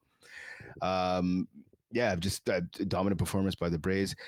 You mentioned the rushing, right? So Isaiah Lard sometimes would not play rusher, and they would send like Phil Ferron, right? Obviously, he's going to be one of the rushers for Team Canada. Isaiah Lard actually dropped into coverage a couple of times, mainly on jump balls to the end zone, but he got back there. He used to speed. There was one goal route where they tested him. He got back there and did his thing. Yeah, I'm not surprised. I'm also not surprised at the fact that it's a score. The Raw Dogs and the final score 28-12. Raw Dogs didn't have the deepest roster this year, right? True. I'm pretty sure they had 6 players there. Sanders, Paul. Yeah, Jeff, they had 5. Yeah, exactly. They had 5. Adam, I think maybe they end up in that game. So it's not a roster you want. You kind of would want a Breezeball that was there, Jordan Peneni, Khalil Kerr. Yeah, They're missing some of their studs that would definitely been some game changers towards them. But again, Braves got the win there, 28-12, and now they're going to play Montreal Magics in the finals. Yeah. All right. So I think that wraps it up. I think every single division has been covered, all the tier 1 through tier 5. I know we did all the women's. We did women's 1, we did women's 2, we did co-ed 1, 2, 3, 5v5 comp, 5v5 intermediate. So everything is said and done in terms of the championship games. Again, championship week here. Usually it's the weekend, but this time championship week here at FPF. Obviously the women's kick things off Monday nights with Icy Hot getting the win, and the Mavericks for women's 1, and then women's 2, the Mavericks getting the win. Like we said, there's a couple of games going on actually right now in Laval. And then all the action wraps up this coming Sunday in Laval. A couple of championship games going on, so make sure to come out to Laval and see those, and obviously watch on Facebook and watch the Instagram feed as well, the Instagram channels. I mean, you'll make sure you'll see all the posts, you'll see all the highlights, and make sure to check that out. This is also the final podcast of the fall season. Yeah. So I think, God, we've been on for about 14 weeks now, 14, 15, something like that. Yeah. I want to say, something like that. It's been a while. Yeah, it's been a while. So thanks to all the teams that came out to play this season. We wouldn't be here without you guys. Thank you to all the viewers watching on the FPF YouTube channel. Those obviously people taking part of stuff on Facebook, taking part of stuff on Instagram as well. Again, thank you guys. We really appreciate you guys for tuning in every week. We will be back, the 3 of us, Quaysie, myself, and obviously Ali Reza, for the winter season. Going to have a change of format. We will eventually we're going to have a studio. Won't necessarily be ready for the opening week of the winter season, but at some point during the winter season, you will see us in the same place together instead of doing this remotely. So a bit of a better vibe, bit of a better atmosphere for sure. Yeah, big things to come. Yeah, exactly. Like I said, if you have not yet signed up for FlagPlus Football's winter season, season starts January 4th. I believe registration is open until December 19th. So go on either as an individual or as collectively as a team. Register online at flagplusfootball.com. And don't forget the combine / tryout for FlagPlus Football for the winter season is taking place at the Dome in Laval next Wednesday, December 17th. So if you want to go out, if you're a captain, you want to add an extra piece or two to your team, you want to talk to some subs, or maybe even some players you want to recruit maybe for the spring season, right? Or spring / summer season, come out to the combine December 17th at the Laval Dome. It starts at 9 p.m. So it should be really interesting. I'll be there myself. I think Quaysie might be there as well. A lot of the people from FPF. Yeah. Sometimes you get those diamonds in the rough. In the rough, 100% you do. I can tell you firsthand, 100% you do. 100% you do. So come out, make sure to check it out. And again, if you want to register, you can still register to be a part of the combine, take part in the drills and all that stuff too. It's a lot of fun. We did one this past summer, and it's actually a really good time. Any final thoughts? No, just good luck to everybody that's either going to a semifinal game or going to the finals. As we said again, winning a championship is really cool, something that you're always going to have. losing a championship sucks, so try not to lose any championships. But Yeah. I know it's. I just want to say good luck to all the teams that are competing. Make sure you stay healthy. We have a winter season coming up, so you also want to be ready for that. And that's about it. All right. Special thanks, obviously, to Jeff Rosenblatt, the president of FPF, for coming on the pod tonight and helping us do what we do. And obviously, special thanks as well to the homegirl, Lory Ouellette, who came on the podcast earlier to talk about her team, Icy Hot's victory over Chaos this past Monday. Papino, so congrats again on the championship to her. And best of luck, like you said, Quaysie, to everybody trying to get their championship either tonight or this coming Sunday. And Laval, big thank you, of course, to the main man, Ali Reza. You never see him on camera, but he's always in our ears and stuff and letting us know what's happening. So thanks to Ali Reza, who, again, without him, we wouldn't be here. He gets all the Instagram posts up, the segments that we have. He gets all that stuff together. He makes sure that you're able to hear us at home clearly in that. So big thank you to Ali Reza, because we would not have this as good of a podcast if he wasn't around. So big thank you, sir. Yes. All right. So again, final episode of the season. Thanks for tuning in. He's Quaysie. I'm Brent. We will see you in January for the FPF 2026 winter season. Have a good one and stay safe out there because the weather is nasty outside. Yeah. Peace.